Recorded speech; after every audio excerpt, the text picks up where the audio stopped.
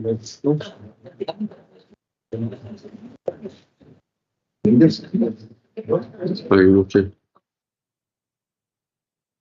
Well, welcome back everyone. The continuation of the meeting from yesterday. We'll begin with the Sediment. Provost Brisley. Present. Yeah. Provost Balfour. Present. Councillor Aitchison. Here. Councillor Anslow.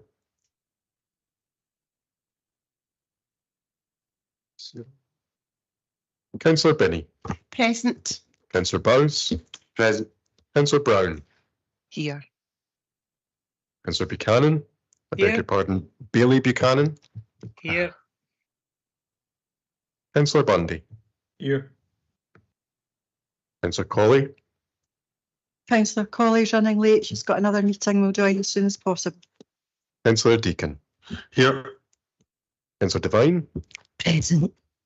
Councillor Flynn. Present. Councillor Forrest. Present. Councillor Garner. Here. Councillor Hannah. Present. Councillor Kelly. Present.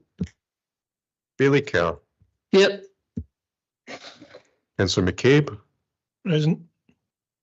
Councillor Meiklejohn. Present. Councillor Murtagh. And shut up. Councillor Nimmo. Present. Councillor Patterson. Present. Councillor Patrick. Present. Councillor Redmond. Present. Councillor Ritchie. Present.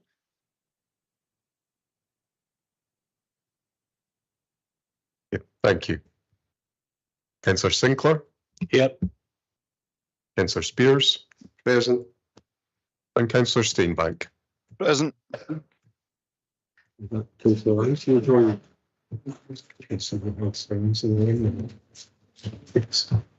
Yes, yes.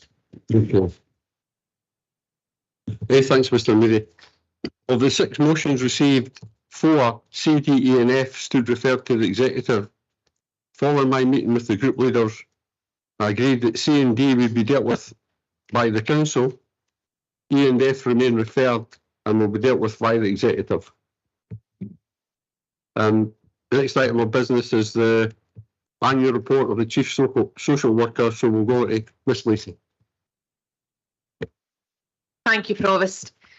The annual report of the Chief Social Work Officer covers the period from 1st April 2022 to 31st of March 2023. With approval from Falkirk Council, it is submitted to the Scottish Government as part of the statutory responsibilities of the Chief Social Work Officer. To assist with the analysis of all 32 Chief Social Work Officer reports, to prepare one overarching report provides a national position, and to do this, a prescribed template is issued. This year we have a new template and the report may look a little different to members as a result of that. The role of the Chief Social Work Officer is to provide professional governance, leadership and accountability for the delivery of social work and social care services. Section 1 of the appended annual report outlines various ways the statutory responsibilities are exercised, with reach across Council, Integration Joint Board and the Community Planning Partnership. The Chief Social Work Officer has key responsibility for performance management and the identification and management of corporate risk as it relates to the delivery of social work services. Section 2 of the annual report outlines service quality and performance information. Challenges and improvements are outlined at Section 3 of the report.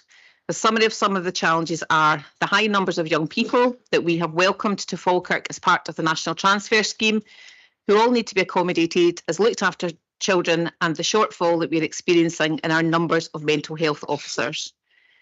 Improvements highlighted in the report include the important work in justice with our partners and the effectiveness of co-located services, the restructured developments in the Health and Social Care Partnership resulting in the development of an access team which will improve the quality and consistency of responses to the public, and the introduction of the new Information Rights Service to improve performance around responses and meeting subject access request timescales and support for people who have experienced abuse or neglect in the care system in the past.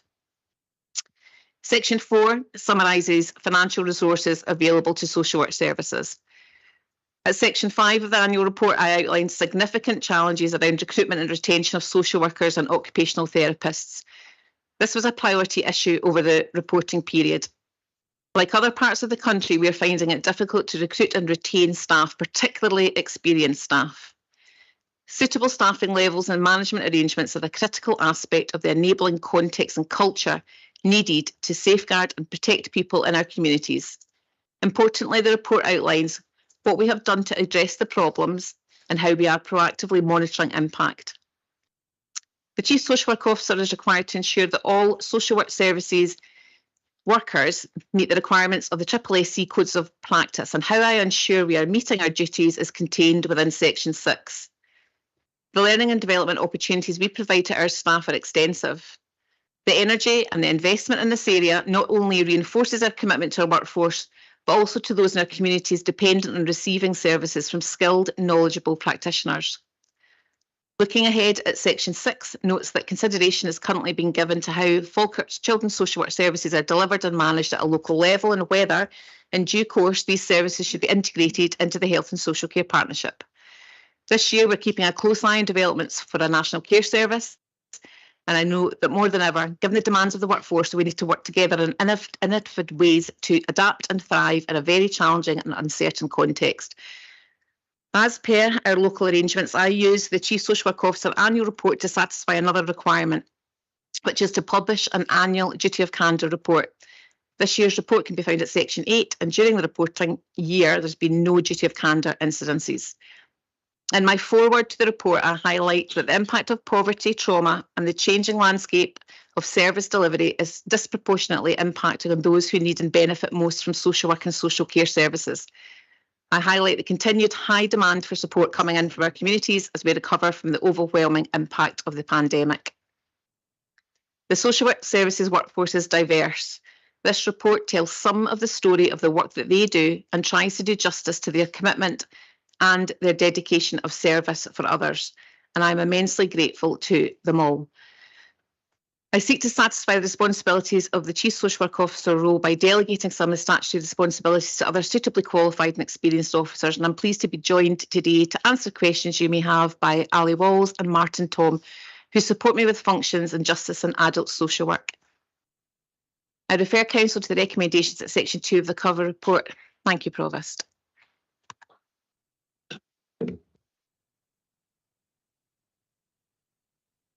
Thank you, Provost. You'll have to bear with me, my voice is a bit croaky today. First of all, again, I want to thank all the staff across child and adult social work services and justice services, and to those working across our partners and providers, including those who care for our family members and volunteers in our community. Their dedication in the face of all the challenges we face is both admirable and is responsible for delivering positive outcomes for the people using services, children and families. I'd also like to thank Sarah Lacey for her leadership as a Chief Social Work Officer, driving forward transformation and improvement, all with a smile on her face and a fierce commitment to delivering the best services possible in Falkirk. I'd like to highlight some of the other work in children justice services, as many of the excellent examples in adult services were mentioned yesterday as part of the IJB report. First of all, I want to echo the comments made yesterday about the sterling work of the Women Justice Service, who won an Excellence Award at the recent Scottish Social Work Services Awards. And of course, both the joint dementia initiatives and the Caledonian Service and Falkirk Learning Disabilities team for the recent recognition in these awards. In many areas of work, Team Falkirk is definitely leading the way. Falkirk has restructured and created more opportunities for social workforce, which will not only assist recruitment but also retain excellent staff for our council and our Health and Social Care Partnership. Falkirk has mainstreamed the initial response team and created access team, providing consistent approaches to referrals, protecting children and supporting families at the earliest opportunity. There has been significant work to redesign services, with more to come, including rights, the whole family support and more, seeking to deliver closer to home and making the promise known. At this point, I want to recognise the work of the Falkirk Champs, consistently and accurately telling us as a council how we provide the best support for care experienced children and young people. and Falkirk support for asylum-seeking children and young people in both the National Transfer Scheme and in supporting Ukrainian families to settle in Scotland. In a world where too much conflict and too much hateful narrative, where all too often children and young people are victims, we cannot underestimate how important and sadly needed this truly is. I won't say any more, but to thank everyone involved again. Thanks. Thanks very much, Councillor Devine. Do you have a seconder? I'm happy to form my second, Provost. Thanks very much, Councillor Meikle-John. Will now, Councillor Hannah. I have no amendments. Okay, thank you. I'll go to Bailey Care next. No amendments, Provost. Councillor Spears. No amendments, but I have a question. Okay, thank you. Now open up for any questions. Councillor Spears. You mentioned children in care, historical grievances. Can you expand on that, please?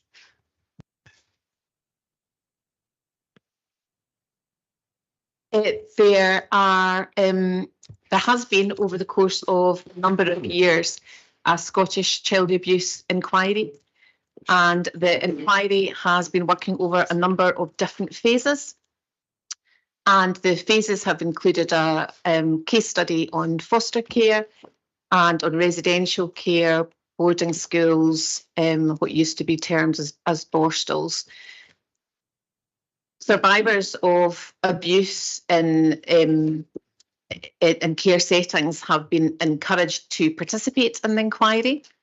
So they are enabled through various different routes to be able to access advice from the inquiry team, to perhaps provide witness testimony to the inquiry team. We've now moved on to a position where, although the inquiry continues with no line of sight when that inquiry will conclude, that there is now a compensation scheme that has been set up and has been supported by Scottish Government and local authorities. We have, in the last year, and it's included in this year's Chief Social Work Officer report, developed an information rights team. That team is to support us to be much more efficient and effective and supportive of those who might approach Falkirk looking for evidence that they were in our care. And we're making really good strides with the development of that team.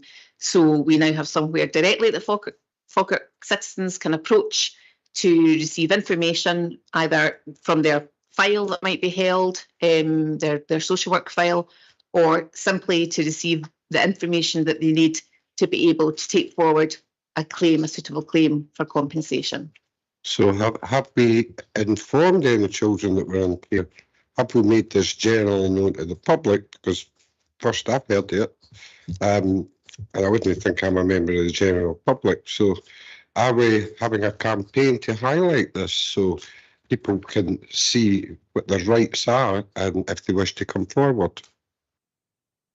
Yes, we have information available on our website, and information is made available where people might be approaching different routes to be able to ask questions about how they go about that. And there's also suitable support that's required nationally from the development of the inquiry team. Could you send that to me, please, in hard copy? Thank you.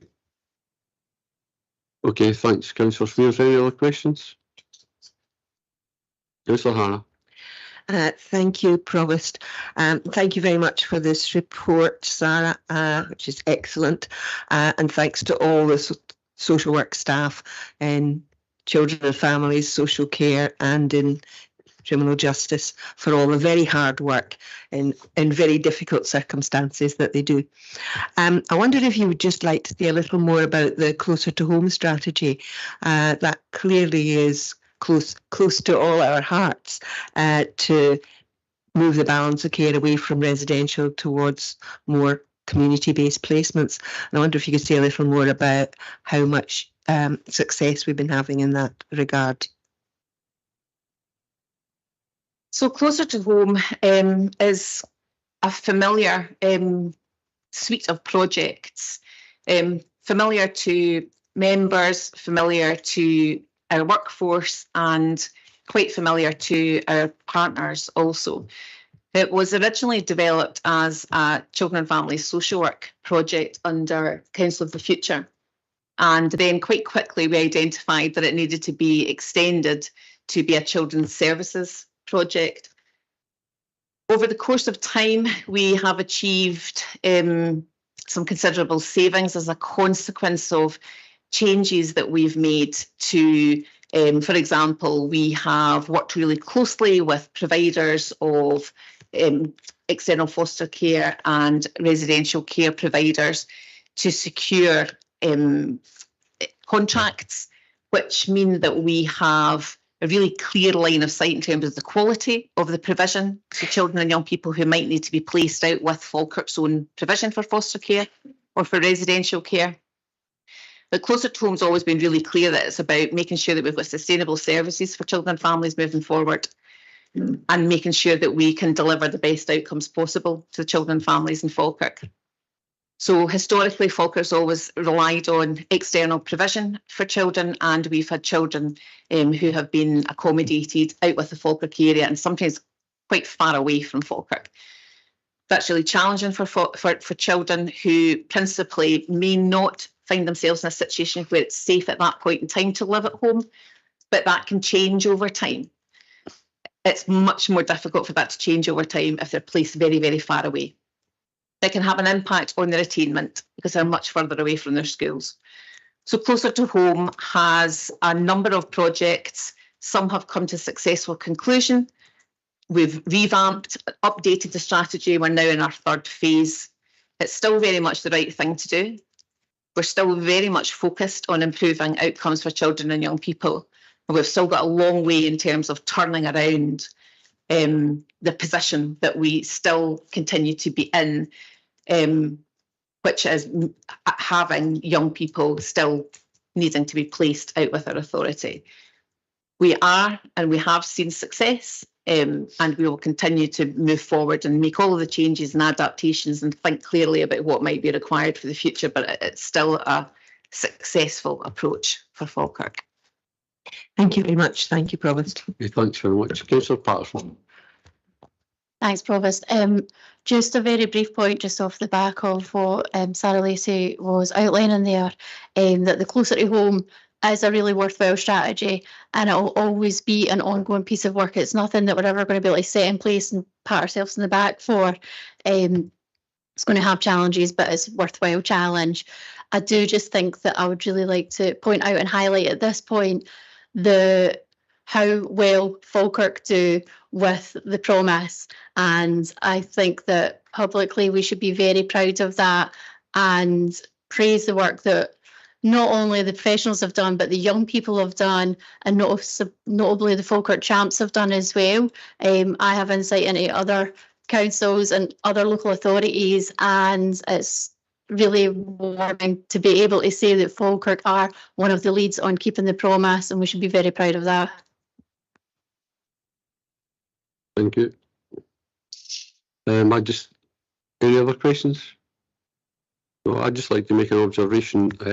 There's so much good work in the report, it's phenomenal, really. I'd just like to make an observation on unpaid work team and thank Ms. Wells for the good work that she does with everyone. You read in there all the activities that have been done: 246 gardens completed, 55 tipping sites clear, pick up, delivery and dug over 50 tonnes of topsoil, working with primary schools. But it's also good to see that the unpaid work teams work collaboratively with other services to try and get those who maybe kept out the offence to look at their drug issues and things like that. So it's really good to see that in there. Another bit I'd just like to make a comment on is on the Caledonian Women's Service, where women should really realise that violence against them isn't their fault. And it's good to see that we've got support for them, and long may that continue.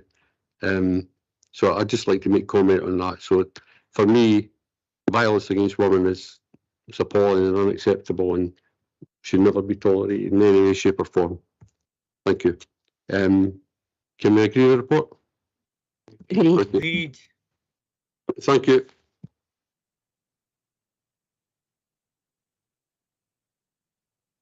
Councillor McCabe. Thank you, Provost. My apologies, I'm just looking for a bit of clarification. You caught me on the hop at the start of the meeting there. Could you advise me what motions are not going to be heard today? E and F, which is permitted development procedures and uptake of flex. So both of them are not being heard. Can They'll go to executive. Can I then invoke Standing Order 16.4 and ask the Provost for a reason for the decision that was made, and that the decision is recorded in the minutes of the meeting? Thanks very much, Councillor McCabe. I consulted with the group leaders and there was no case made to support these two being considered by council, given that they properly sit with the executive. And I don't think we need to get in a debate about that, but we've discussed it with the group leaders and that's the decision. Thank you. I'm not questioning your decision at all, Provost. It's quite within your remit. However, the fact that you've discussed it with group leaders, I'm not aware that my group leader, Councillor Spears, was aware of this. I think it's a problem with the procedure in the fact that I believe, purely as a matter of courtesy, any of the proposers of motions should be informed that their decision, their motion stands referred to council. I think it's a fault in the system. I realise it wouldn't be you personally, Provost, but it is a fault in the system and it needs to be corrected. Where there's a motion has been submitted by a member of the council, we should at least have the courtesy to get back to that member and advise them on the decision that's been made. Thanks very much, Councillor McCabe. So we'll now move on to the first. Other questions? Carry on. I think what Councillor McCabe has just highlighted is the democratic deficit. There's 5 independents, and what you're saying is if you're not in a political party, you can decide, and you can decide what motions come forward to council. I think we seriously need to look at that, because we're all elected at the same election, and the people who elect us also have the same rights as people who are elected under the banner of a political party. So I think we should ask our Director of Law to have a serious look at this. Well, I'll just ask Mr. Moody if he's got any commentary on that. Thank you, Provost. And the decision you've taken is nothing other than the decision in accordance with the standing orders as agreed. And as we all know, we spent a long time yesterday discussing standing orders. This wasn't one of the issues that was raised within the working group. No doubt there'll be other opportunities in the future where it can be raised. But as matters stand, this is the process we have, and it's been properly followed in this case. Thanks very much. Point of clarity, if from the Chief Governance Officer, if that's okay. I just wondered on the procedure, for as an explanation, whether, as I understand it, regardless of whether the group leaders are consulted or not, and there's a discussion about it, potentially under the rule, even if all the group leaders didn't agree, if the Provost decides that that is the matter, even if all the group leaders wish to see it debated today under the procedure, that you're free to make, the Provost is effectively free to make that decision. Is that correct, Mr. Moody? Yes. Okay. I know what you said there in terms of the standing orders, and we did spend an awful long time yesterday debating that. No apologies offered from myself. But I suppose there is now the opportunity where that will come back as a fully drafted document for us to agree. And my understanding is that when that does come back for a fully drafted document for us to agree, we would have the opportunity for further amendment of that document, of the final document, because we will be obviously need to see the entirety of it. Is that correct? We've set the direction of travel, Yes. I think, as a council as to the principles to be adopted in the new standing orders. So I think the anticipation would be that these would not all be revisited. Does that give an opportunity for some new issue potentially to be raised? I think it does. Thanks for that clarification. Thanks very much. So one of the motions we discussed yesterday, which is the Bowness Recreation Centre. So we'll now go on to the Freedom of Falkirk motion, and we'll go to Councillor Anslow. Thank you, Provost. It gives me, I feel quite honoured and proud to present this today as the Veterans Champion. Having served in the armed forces, namely the RAF myself, I can say from the heart that as a forces veterans, we value greatly the support we have from the public, and therefore being recognised of the freedom of Falkirk is one of the ways it shows the people of the country to the armed forces their respect and how they honour them. And so I feel quite honoured, as I say, to now read this motion out. The Royal Regiment of Scotland was formed in March 2006 when all of our historic antidote regiments, the Royal Scots, the Royal Highland Fusiliers, the King's Own Scottish Borderers, the Black Watch, the Highlanders, namely Seaforth, Gordons and Camerons, and the Argyll and Sutherland and Highlanders, which for a long time were located in Stirling Castle, were amalgamated into a single large regiment. Many of the antecedent regiments have over the previous decades been granted freedoms of several Scottish and overseas authorities. In fact, the Argyll and Sutherland Highlanders, being our local regiment, was awarded the Freedom of Falkirk in 1972. Since its formation, 16 Scottish local authorities have now granted the Scottish Regiment the freedom of their local authority. The Council is asked to award this Freedom of Falkirk to the Scots in recognition of its long and proud association with Falkirk, formally honouring their historical relationship between Scots and Falkirk, as well as lay the foundation for the future. I hope you'll support this motion. Thank you, Provost. Thanks very much, Councillor Anslow. Do you have a seconder? Provost. Councillor Lamott.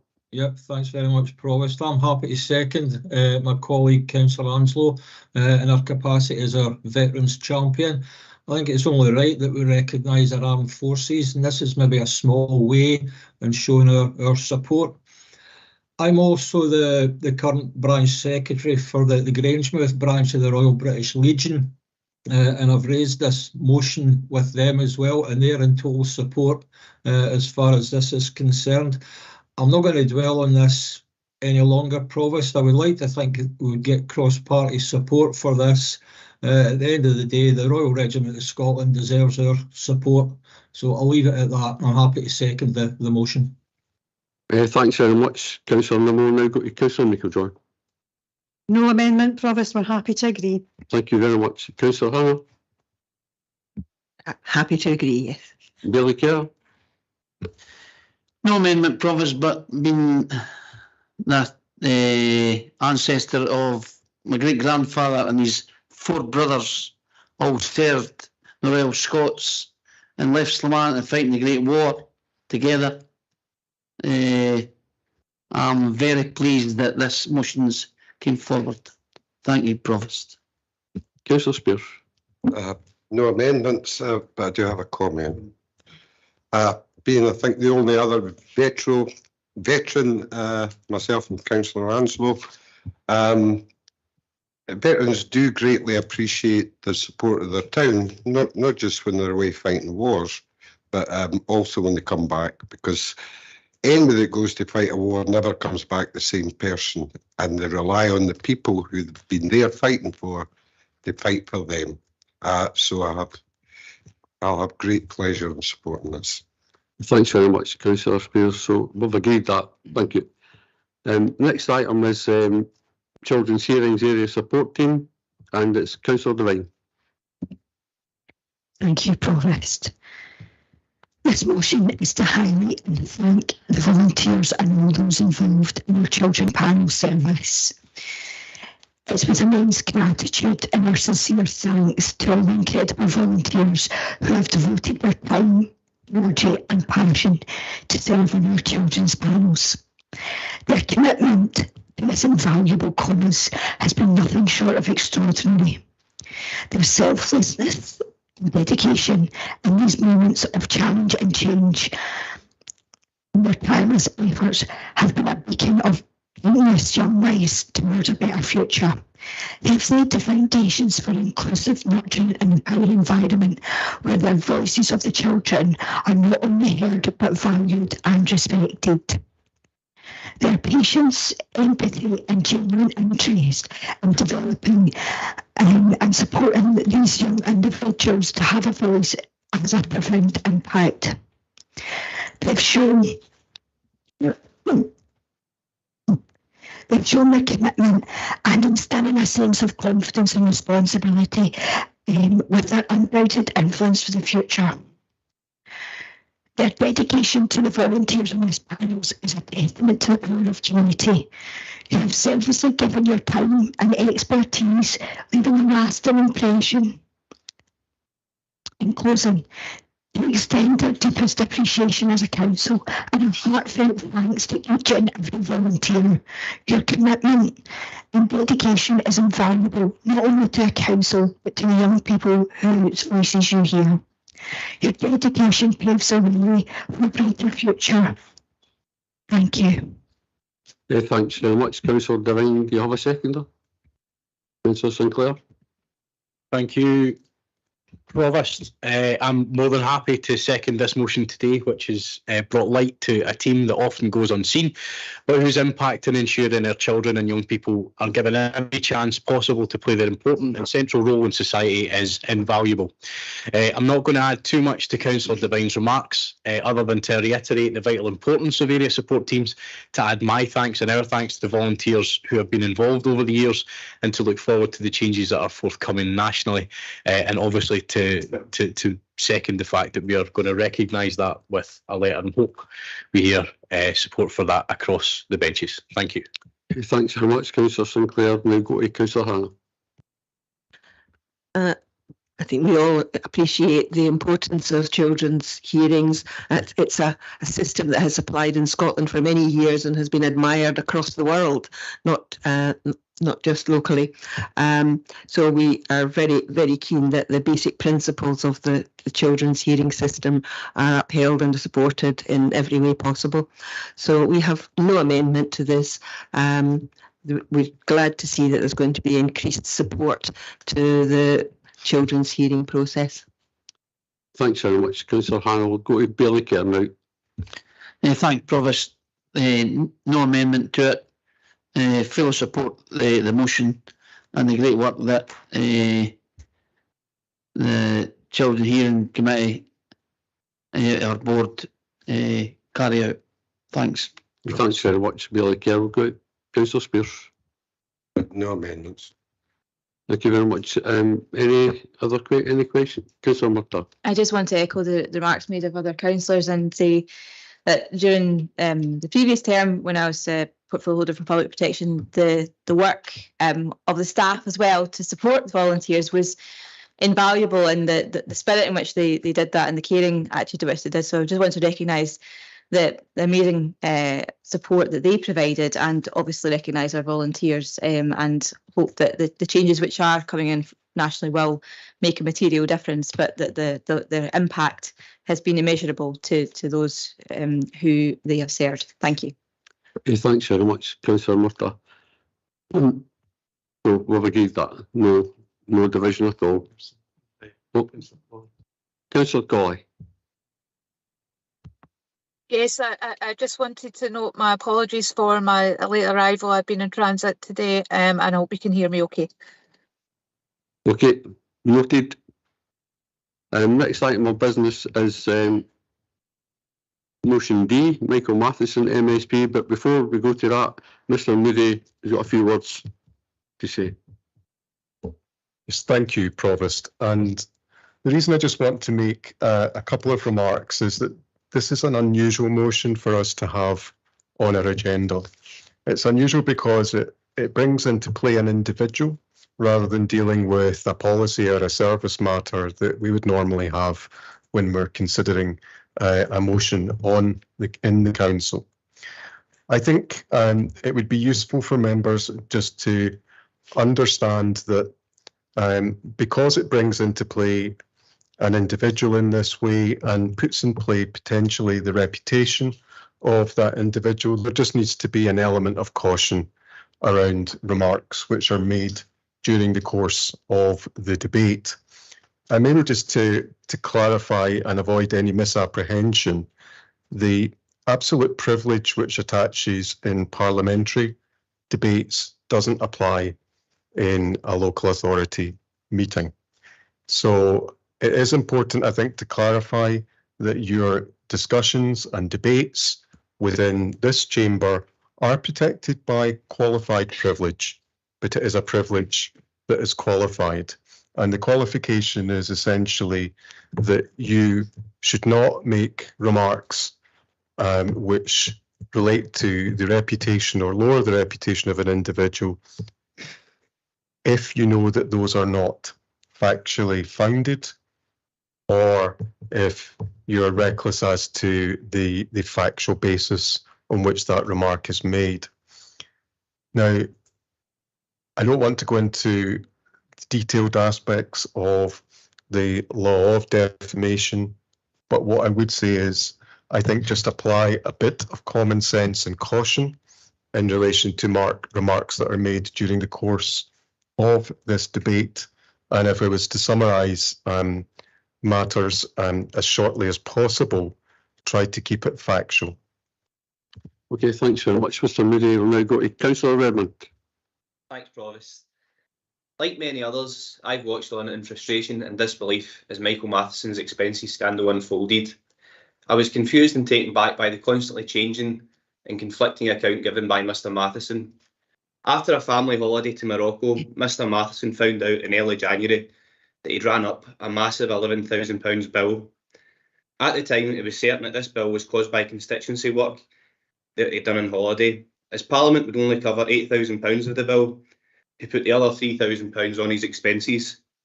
Mr. Matheson was 100% sure he had accrued this bill through constituency work, and it was only fair the taxpayer cover his £11,000 roaming bill, which was exactly what he did, until months later, when on the 8th of November, the Telegraph ran a story on his ridiculously high data roaming bill.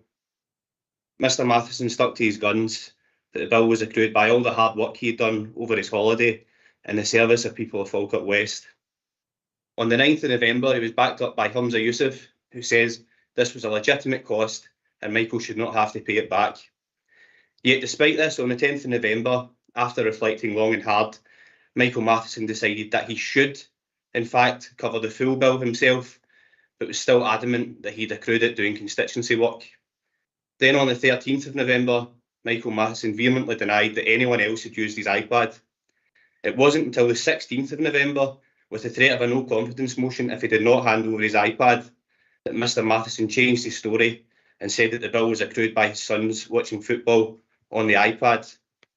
Mr. Matheson claimed that he was unaware of this until the 9th of November, and he certainly did not watch the game, as he has no interest in either Celtic or Rangers. Yet despite having no interest in either Celtic or Rangers, Mr. Matheson has attended a great number of games which the clubs have competed, often on free VIP tickets. It is my belief that Michael Matheson knew from the start exactly how he managed to run up this bill. At the time, we didn't think anyone would notice this expenses claim, and that he would just get away with landing the taxpayer with it. Just say it was for constituency work, no one will know the difference. That is no way for any elected representative to deal with public funds. We owe it to our constituents to tell them the truth the first time, not the third or fourth time under media and parliamentary scrutiny. The truth is vitally important as a public representative. Do you know how you can tell if someone's telling the truth? Their story remains the same every time they tell it. So I would urge all councillors, if you believe that our constituents deserve the truth, to back this motion, and I'll read the motion out. Council notes that the highest level of integrity and trust is required of those who hold elected office to serve our communities. Council notes significant concerns in the local community at the issues surrounding Michael Matheson's use of his parliamentary issued iPad. and that those concerns have been heightened by the changing account of what happened during the course of his explanations to the media and Parliament. Council agrees that a loss of confidence in Michael Matheson as a representative of the communities of Falkirk West as a result in the handling of this issue is so significant that the Council calls on him to resign as Cabinet Secretary for NHS Recovery, Health and Social Care, and as a member of the Scottish Parliament for Falkirk West. Thank you. Thanks very much, Councillor Redmond. Do you have a seconder? Yeah. Councillor Hannah.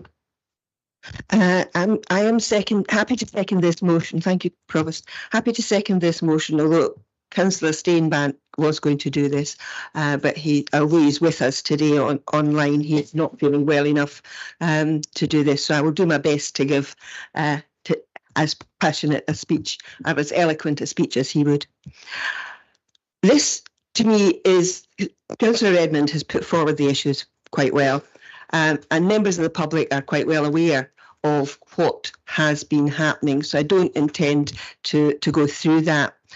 I think members of the public have already read enough, heard enough, and formed opinions. An Ipsos Mori poll has shown that 2 out of 3 people think that Michael Matheson should go. And this is not a party political matter. That was a poll which covered people of all political persuasions. The issue is one of trust, and it's one of trust in people in public office. And it is with a great deal of sadness that I put forward this motion, and I support this motion. It's about honesty and integrity in public office. Thanks very much, Councillor Hannah. I'll now go to Councillor Meikle-John. Provost, I'm aware that we have an amendment and there's another amendment, and I would appreciate, because of the timing of the meeting and that it had a previous meeting, we weren't able to meet as a group beforehand, if we could have 10-minute recess. Right, no problem. 10-minute recess.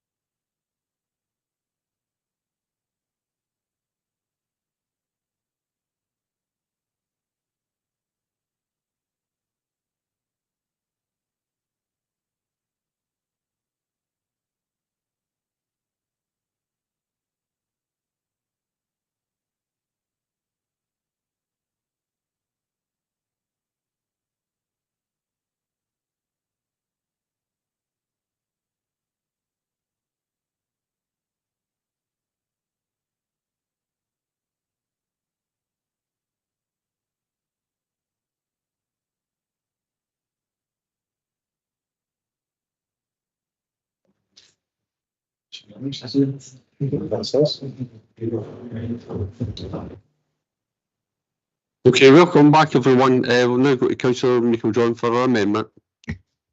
Thank you, Provost. And I'll move the amendment, then speak to it.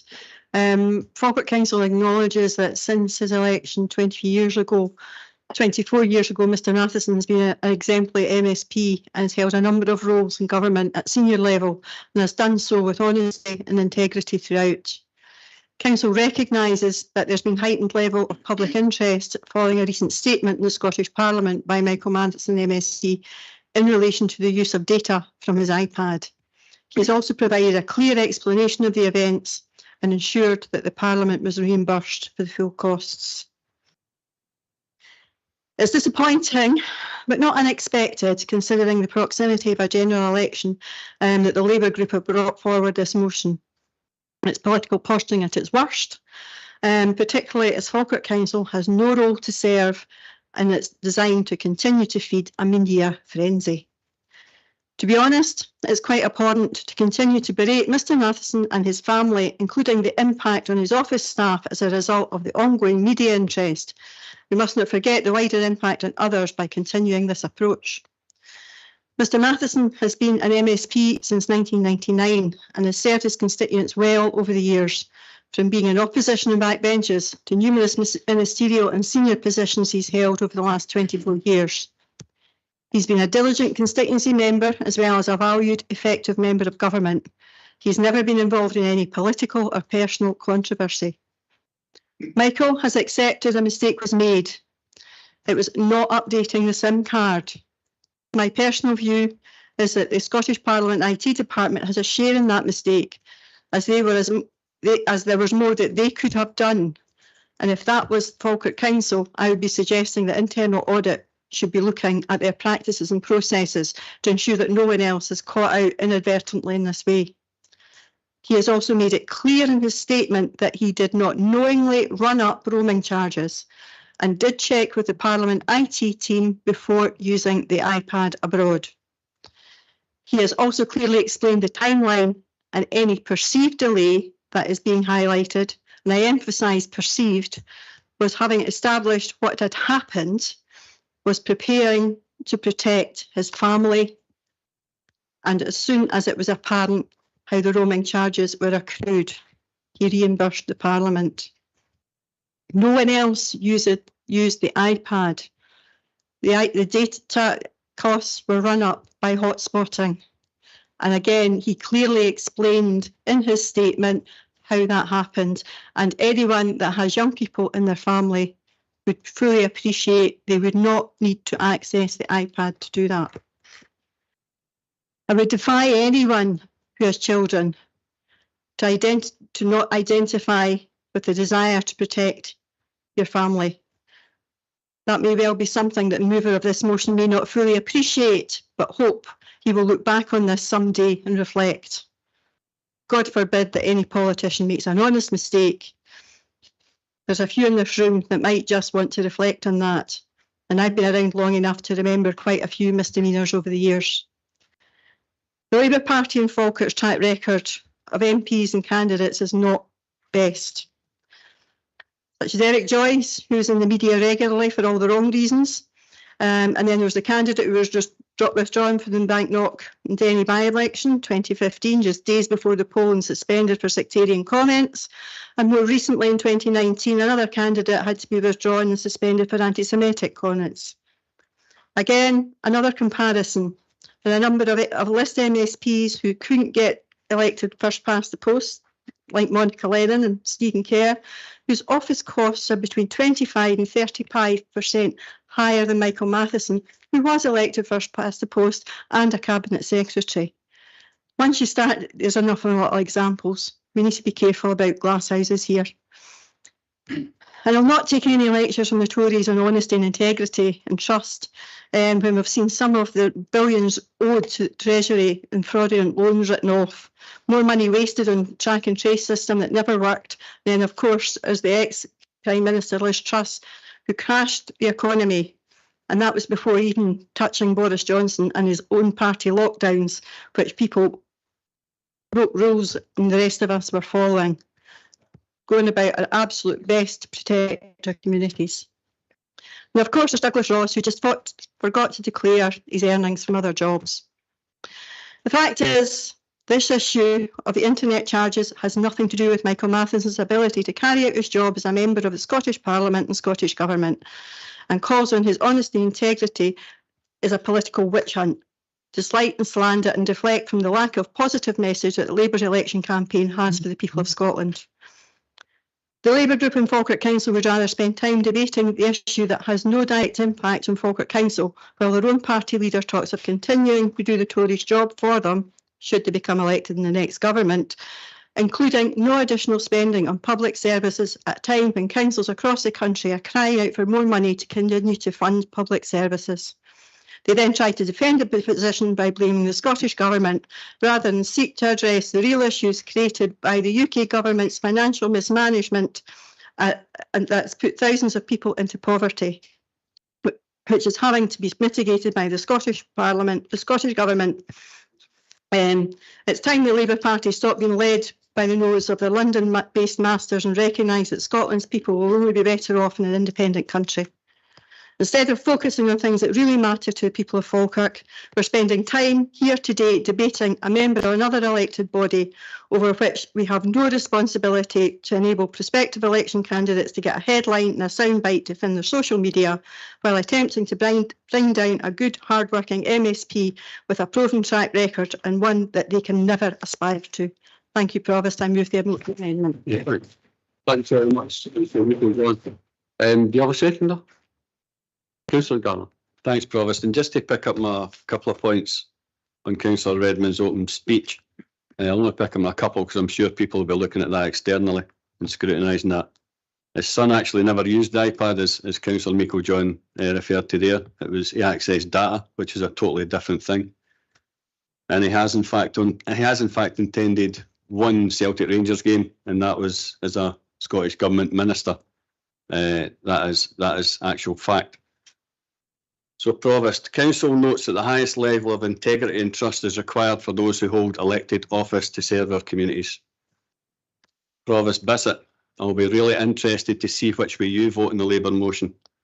On a day that seemingly means so much to you, remembering Sunday at the War Memorial in Falkirk, you stated to Michael Matheson in front of others, and I quote, "What a load of nonsense given all that's going on in this world."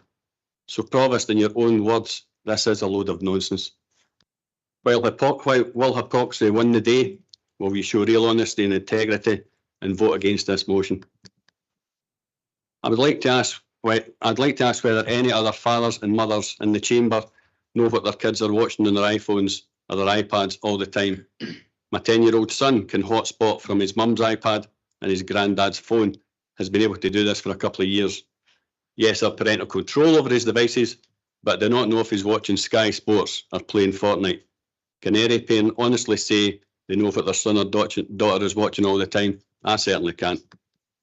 Michael Matheson stated in his statement to Parliament the reason he did not mention his kids was to protect them from the very significant media and political interest in the story and the press intrusion they've already experienced as a family. Michael, like others here, is a father first and foremost, and I believe he acted in a way that any father would to try and protect their children from becoming part of a media story. I definitely say I would. There was, in fact, no claim for £11,000. The media have given the impression he claimed for the bill. This is completely untrue. The cost is incurred by the central IT unit, just like our council phones, and I bet the itemised bills of some councillors here would make very interesting reading. In fact, Provost, directly after this meeting, I will be making an FY request into every single elected member's usage and help anyone that has used their council phones or laptops inappropriately. Michael Matheson has admitted he made a mistake, an honest mistake. He's paid the money back in full after realising what had actually happened, and as stated in our amendment, it is noted that the Scottish Parliament corporate body has indicated that it will undertake an investigation in line with its duties under the MSP Code of Conduct. The SPCB should be allowed to carry out this investigation as it is their role to do so, not Falkirk Council's. Council therefore agrees that it is inappropriate to comment on the matter. Provost, as a parliamentary iPad does not allow access to Parliament computer system, so no personal data can be accessed. So any claims that constituents' data could have been accessed is false, as the iPad doesn't allow access to the main system. It can only be accessed from the constituency office or in the Parliament. Any suggestion of this shows a real lack of knowledge. Michael Matheson is one of the most hard-working elected members I have the privilege of meeting. He and his office work tirelessly for Falkirk and every community in this constituency. I can also add, unlike some others, Michael Matheson has not taken any ministerial pay increase since becoming a minister in 2011 that he's entitled to, along with many of his ministerial colleagues, and any annual increase is then put back into the Scottish Government budget for public spending. As I said, pathetic party politics trying to raise the profile of councillors who have very little profile within the I and the SNP group 100% support our amendment and Michael Matheson. Thank you, Provost. Thanks very much, Councillor Garland. Now go to Bailey Kerr. Do you have an amendment? 19-1, Provost, if you don't mind. Councillor Bundy. Councillor Bundy. Thank you, Provost. I think we're getting Can't really- distracted. You're very quiet, Councillor Bundy. Sorry, let's see. I'll turn the mic off again. Is that any better? Yes. Thank you. I feel like we're getting distracted from the motion, and I want to raise some concerns about some of the language that was used by Councillor Meikle-John. The suggestion that because Councillor Richmond doesn't have children, that differs his opinion on this matter. I think that is very concerning because I think Councillor Richmond has experience of young children and people running about and using technology. I have experience of that as well, and I don't have children personally, so I think that comment is out of step. And also language such as London-based masters, I think that is totally inappropriate, and I think it's right to put that on record. Our amendment thinks, well, we say that Michael Matheson should consider his position as an MSP rather than resign. We put that forward because there is a parliamentary investigation currently ongoing, and it would be wrong to jump the conclusion of that investigation. So we think Michael Matheson considering his position is far more appropriate than calling for him to resign. But we also state that we do agree with the calls for resignation. It's now about 5 weeks since this story broke. It's still dominating the newspapers, and it's distracting from the issues that the NHS and social care faces in Scotland. And when the minister becomes the story and not the issues that we're facing, that is damaging to the reputation of the Scottish Government. Thanks, Councillor Bundy. Do you have a seconder for your amendment? Yes, Provost. I'm more than happy to second Councillor Bundy's amendment. Thank you, Provost. Okay, thanks very much.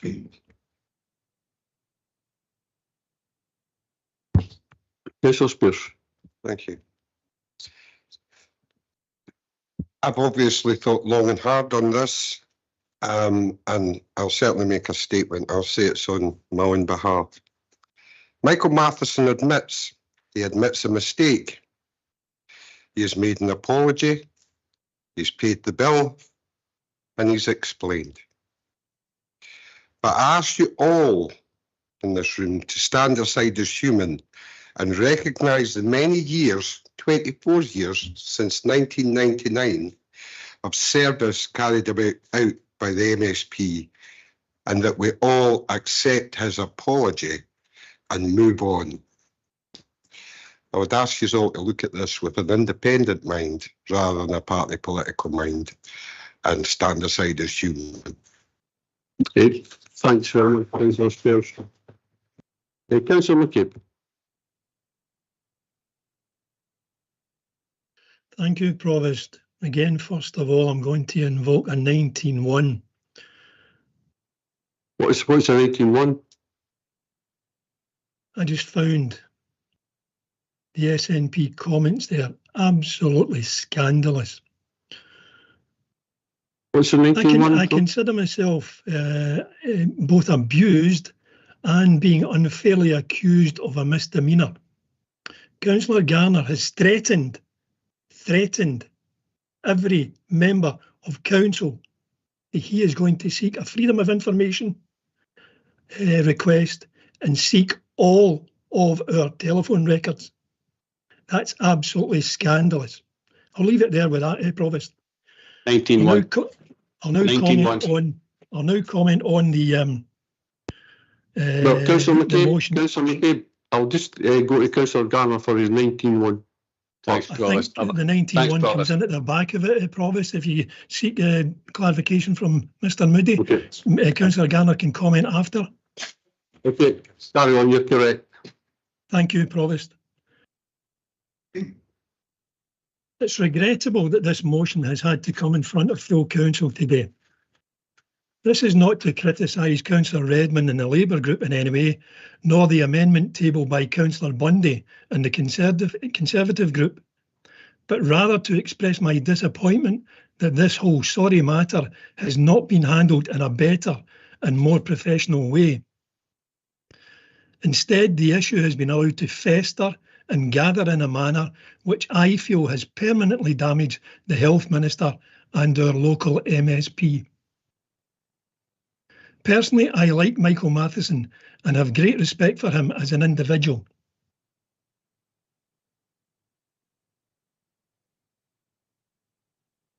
I recently met up with him at our Remembrance Day service in Denny, where I spoke to him on a personal level. I'm hearing it's very much like yourself, Provost. I said that I felt he'd had better weeks than the one just currently passed and encouraged him to stick in there. I wished him well. That was my view at the time. As things progressed and the matters took increasingly damaging turns regarding the £11,000 Wi-Fi charges and the settlement of this expense, it became clear that Michael had been a victim of carelessness rather than malfeasance, incompetence rather than dishonesty. Instead, there was a doubling down of his story, which led to the apparent cause of the excessive roaming charge on the iPad inevitably being revealed. That, to me, was when Mr. Matheson's position became unsustainable, and I had to review my position regarding Michael and his status as a health minister. I am still of the opinion that Michael is an honest and fair individual who's been seriously badly advised by his SNP colleagues. With clear and considered advice, the expenses debacle should have been paid and the matter put to bed timorously. Instead, we find ourselves discussing this matter here, and regrettably, I can see no alternative other than to support the Conservative amendment. It's not about my personal affection or opinion of Michael, but rather the public's perception of honesty and trust. Once that has gone, there's no real possibility of return. Mr. Matheson is our MSP. He was voted in by the electorate. It's up to that electorate to either re-elect him or vote him out. I'll leave it up to the electorate. Thank you, Provost. Thanks very much, Councillor McCabe. We've got Councillor Garner for his 19-1. Thanks, Provost. And just to clarify, I haven't threatened to put the FOI in. I've actually contacted Mr. Moody already, so I've actually put the FOI in. Well, thanks very much, Mr. Moody.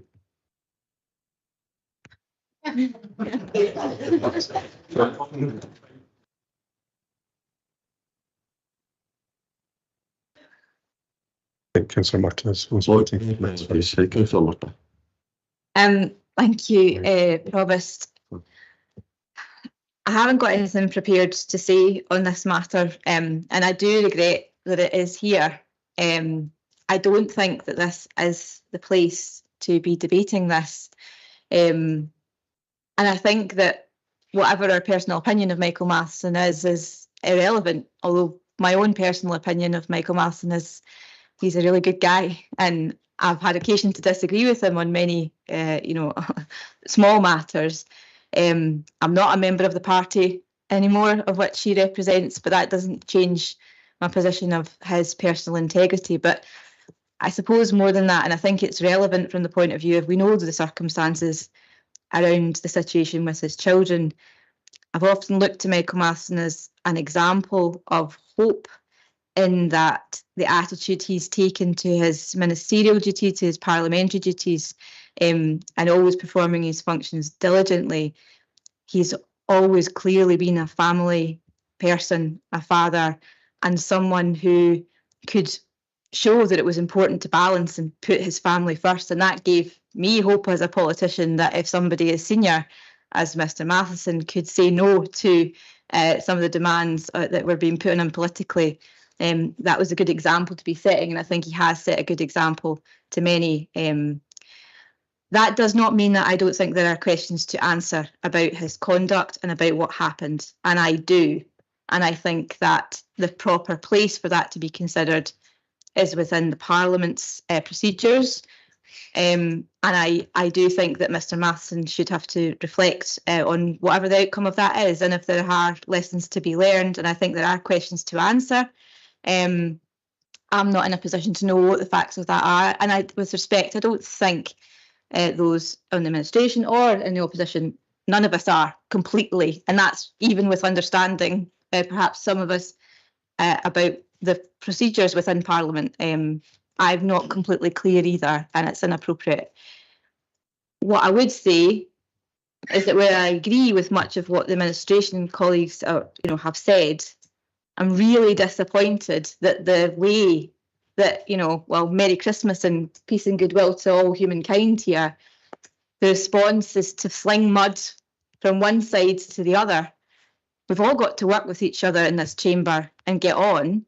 And I'm not sure that what's just happened is really a good illustration of how we're going to go on with that. Because I think, as you say, people in glass houses, we can all start pointing the finger at one another. I'm pretty sure that there's things which they're, all of us, even with the, high standards that we all hold ourselves to, the response to sort of, the attack on one person is not to start attacking all and sundry. And I'm really disappointed that that's happened. As I say, I think that this is not the place to be debating this issue, and it's for Parliament to decide, and then for Michael Matheson to reflect following that, and whatever the outcome is. But it'd be nice if we could perhaps have a better tone all round than just saying you're as bad as others are, or people in glass houses in that way. So perhaps we could be more constructive going forward in this debate. Thanks very much, Councillor Murtagh. Mr. Moody.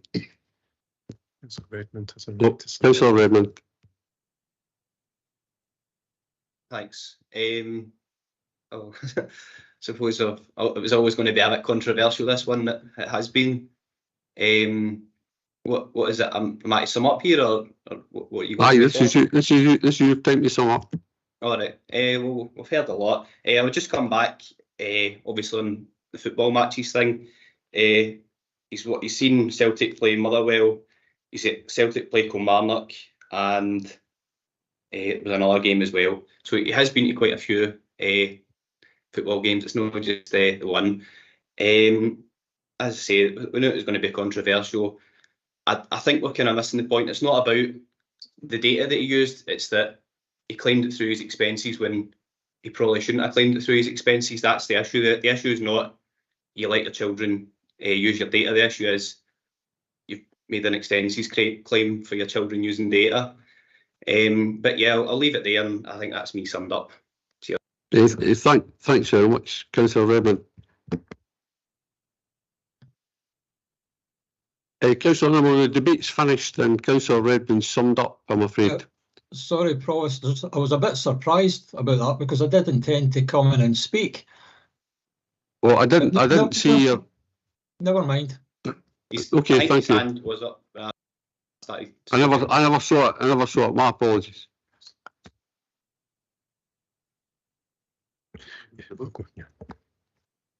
Thank you, Provost. We'll now move to the vote, and we have two amendments, so there will be two votes because we'll need to take each amendment in turn. I know that we did agree a different way of doing this yesterday, but that won't be in force until the new standing orders are in place. So the motion is on the agenda of the meeting. It's moved by Councillor Redmond and it's seconded by Councillor Hannah. against which there is an amendment moved by Councillor Meiklejohn and seconded by Councillor Garner. Provost Bissett. Motion. Deputy Provost Balfour. Amendment. Councillor Aitchison. Motion. I believe that Councillor Anslow has had to leave the meeting. Councillor Binney. Amendment. Councillor Bowes. Amendment. Councillor Brown. Motion. Councillor Buchanan.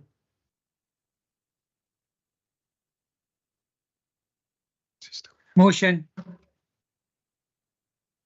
Councillor Bundy. Motion.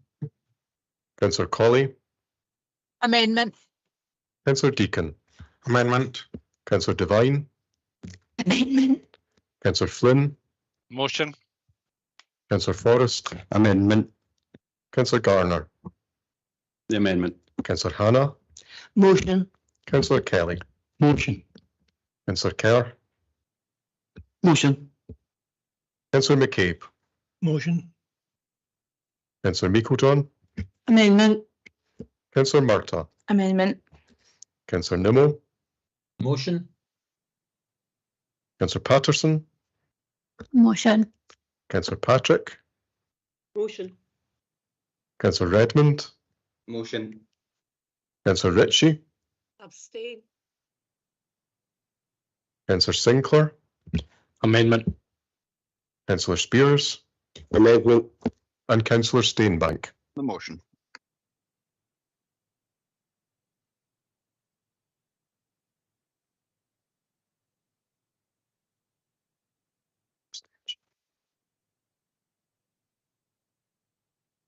Provost, there are 15 votes for the motion. There are 12 votes for the amendment. There is one abstention.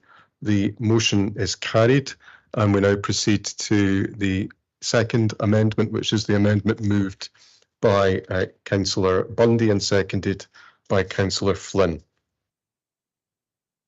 Provost Bissett. Motion. Deputy Provost Balfour. Abstain. Councillor Aitchison. Motion. Councillor, beg your pardon, Councillor Anslow had left. Councillor Binney. Abstain. Councillor Bowes. Abstain. Councillor Brown. Amendment. Bailey Buchanan. Motion. Councillor Bundy. Amendment. Councillor Colley. Abstain. Councillor Deacon. Abstain. Councillor Devine. Abstain. Councillor Flynn. Amendment. Councillor Forrest. Abstain. Councillor Garner. Abstain. Councillor Hannah. Motion. Councillor Kelly. Motion. Bailey Kerr. Amendment. Councillor McCabe. Amendment. Councillor Meiklejohn. Abstain. Councillor Murtagh. Abstain. Councillor Nimmo. Motion. Councillor Patterson. The motion. Councillor Patrick. The amendment. Councillor Redmond. Motion. Councillor Ritchie. Abstain. Councillor Sinclair. Abstain. Councillor Spears. Abstain. And Councillor Steinbank. Motion.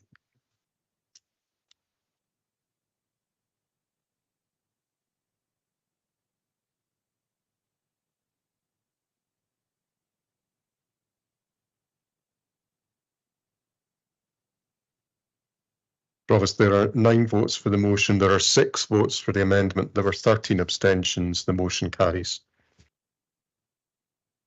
Point of clarification, Provost. Carry on. There was no facility for me to vote against either of those motions or amendments that have just been carried. How can I record my dissent against them, please? Mr. Moody.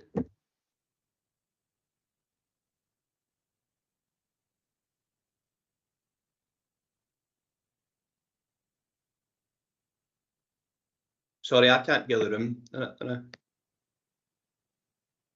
If you give me just a moment to consult the standing orders, I'll check the issue on dissent.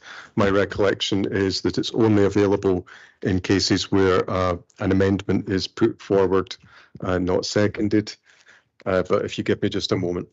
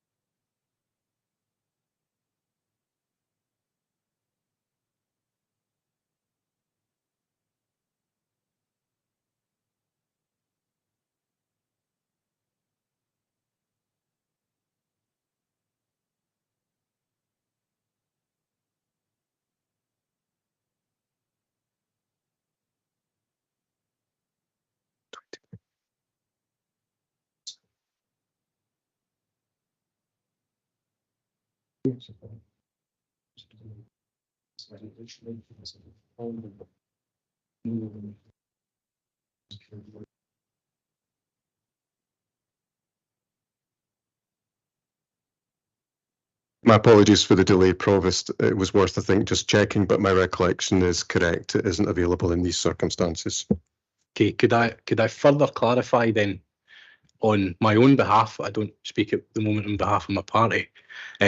My abstention in the last round of votes was an abstention, but it doesn't mean to say that I don't agree nor disagree with it. I am fully against both of the amendment and the motion.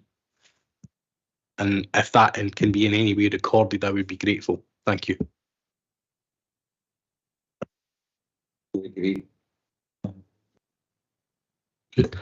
Okay, thanks very much. That's the last motion, so it only leaves me to wish you all a Merry Christmas and you and your families a Happy New Year. Thank you. Thanks, Provost. Thanks, Provost. Thank you.